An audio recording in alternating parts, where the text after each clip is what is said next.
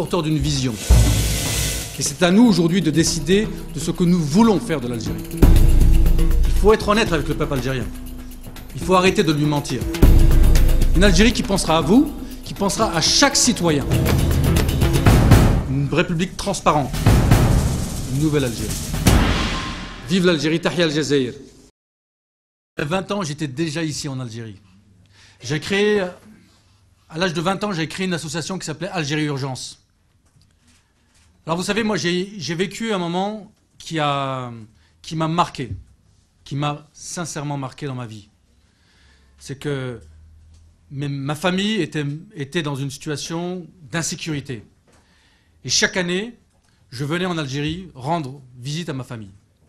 J'ai été victime d'un faux barrage. J'ai vécu la peur de chaque Algérien. Quand je suis, suite à cette expérience, retourné, continuer mes études en France, j'ai décidé de lancer cette association qui s'appelle Algérie Urgence. Parce qu'il était important que nous, Algériens, puissions défendre nos compatriotes.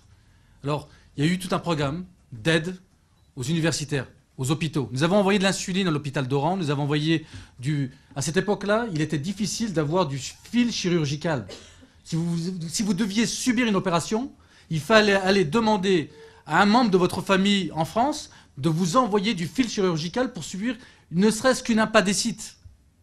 Nous avons envoyé du matériel avec des associations d'Algériens, l'association des médecins algériens de France.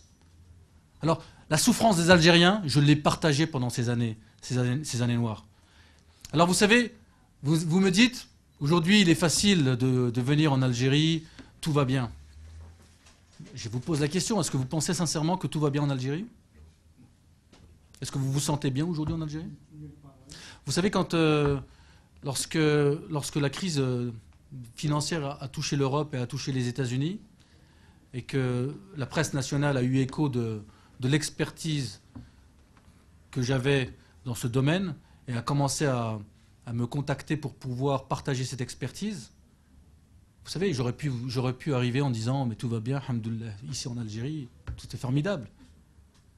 Je suis arrivé avec un constat pragmatique, très clair, très froid, expliquant qu'aujourd'hui l'Algérie avait tout à faire, qu'aujourd'hui le danger était devant nous, et que cette crise financière, cette crise économique mondiale était une opportunité formidable pour un pays comme l'Algérie, et que le peuple algérien devait être au fait de cette opportunité.